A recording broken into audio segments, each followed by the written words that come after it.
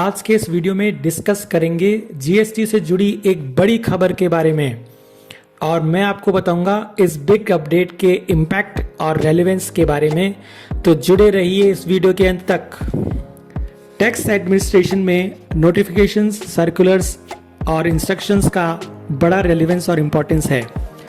ये notifications, circulars and instructions समय समय पर सर्टेन इश्यूज या मैटर्स को क्लैरिफाई या नोटिफाई करने के लिए इशू किए जाते रहे हैं।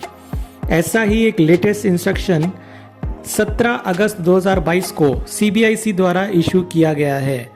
इंस्ट्रक्शन नंबर 03/2022 सीबीआईसी द्वारा 17/8/2022 को इशू किया गया है, जो एक बहुत इंपॉर्टेंट इंस्ट्रक्शन है जो डिपार्टमेंटल ऑफिसर्स को सीजीएसटी एक्ट के सेक्शन 70 में इशू किए जाने वाले समन्स के लिए इंस्ट्रक्शंस प्रोवाइड करता है।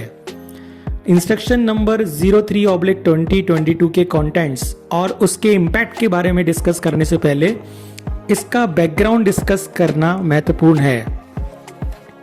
Section 70 of the CGST act के अंतर्गत प्रॉपर ऑफिसर द्वारा समन्स दिए जाने का प्रावधान है। सेक्शन 70 के अनुसार प्रॉपर ऑफिसर किसी भी पर्सन को कोई डॉक्यूमेंट या एविडेंस प्रोड्यूस करने एवं पर्सनली प्रेजेंट होने के लिए समन कर सकता है।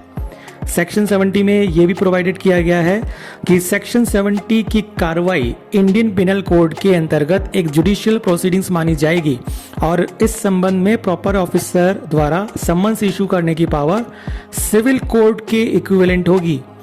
इन स्टैट्यूटरी प्रोविजंस के चलते समन्स की कंप्लायंस करना मैंडेटरी हो जाता है, अदरवाइज आप पर जुडिशियल प्रोसीडिंग्स के कॉन्सिक्वेंसेस एप्लीकेबल हो सकते हैं। सेक्शन 70 में समन्स इशू करने की पावर एक बिगर इम्पैक्ट रखती है, लेकिन यहाँ पर यह भी इम्पोर्टेंट है कि समन्स इशुएंस की पावर को कैजुअल या रूटीन मैनर में यूज नहीं किया जाए। समन्स केवल लास्ट रिजॉर्ट के रूप में ही इशू किए जाने चाहिए। अगर इंक्वायरी का नेचर ओनरस नहीं है और simply notice calling for information sufficient हो तो उन केसेस में समन्स को रूटीन मैनर में यूज करने से बचा जाना चाहिए और समन्स का अनड्यू इस्तेमाल टैक्स पेयर को हैरेस करने या अननेसेसरी पर्सनल अपीयरेंस के लिए बाध्य करने के इंस्ट्रूमेंट के रूप में नहीं करना चाहिए। इस इंस्ट्रक्शन में एडमिट किया गया है कि कुछ केसेस में सेक्शन 70 के समन्स रूटीन मैनर में इशू किए जा रहे हैं, जिन मामलों में लेटर कॉलिंग फॉर इंफॉर्मेशन ही सफिशिएंट हो सकते थे। सीबीआईसी ने अपने इस इंस्ट्रक्शन में फील्ड ऑफिसर्स को समन्स इशुएंस की पावर का इस्तेमाल judiciously and with due consideration करने के निर्देश दिए हैं। आइए अब जानते हैं इस इंस्ट्रक्शन के कुछ इंपॉर्टेंट निर्देशों को जो डिपार्टमेंटल ऑफिसर्स पर बाइंडिंग होंगे।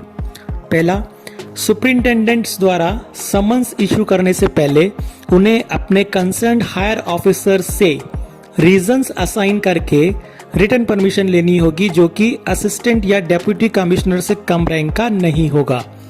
नंबर 2, अगर किसी रीजन से रिटन परमिशन लेना पॉसिबल नहीं हो तो ऐसी परमिशन ओरली या टेलीफोनिकली भी ली जा सकती है, लेकिन इस प्रकार से प्राप्त परमिशन को राइटिंग में रिकॉर्ड करना होगा। नंबर 3, समन्स इशू करने वाले ऑफिसर को समन्ड पर्सन की अपीयरेंस या नॉन अपीयरेंस को रिकॉर्ड करना होगा और इस संबंध में फाइल मेंटेन करनी होगी।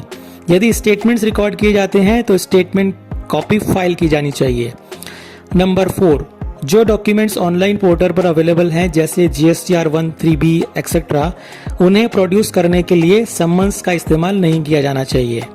नंबर 5, कंपनीज के केस में उनके सीनियर ऑफिसर्स के नाम पर डायरेक्ट समन्स इशू करने से पहले ये इंश्योर करना होगा कि ऐसे ऑफिसर्स का रेवेन्यू लीकेज में डायरेक्ट इन्वॉल्वमेंट है। इन सब के अलावा एक इम्पॉर्टेंट बात जो इस इंस्ट्रक्शन में कही गई है वो ये है कि रिपीटेड समन्स इशू करने को अवॉइड किया जाना चाहिए और अगर समन्ड पर्सन समन्स को ऑनर नहीं करता है तो रीजनेबल इंटरवल्स पर कम से कम 3 समन्स के बाद नॉन कंप्लायंस के केस में जुडिशियल मजिस्ट्रेट को कंप्लेंट की जा सकती है। तो इस इंस्ट्रक्शन से एक बात तो साफ है कि अब डिपार्टमेंटल ऑफिसर्स को इंस्ट्रक्ट कर दिया गया है कि वे सेक्शन 70 की समन्स इशूइंग पावर को कैजुअल या रूटीन मैनर में यूज करने से बचें और इस जुडिशियल पावर को स्पेरिंगली और डिजर्विंग केसेस में ही इस्तेमाल करें। जहां पर कोई इंफॉर्मेशन या documentary evidence letter of requisition से कॉल की जा सकती हो, उन केसेस में समन्स इशू करने का कोई औचित्य नहीं है।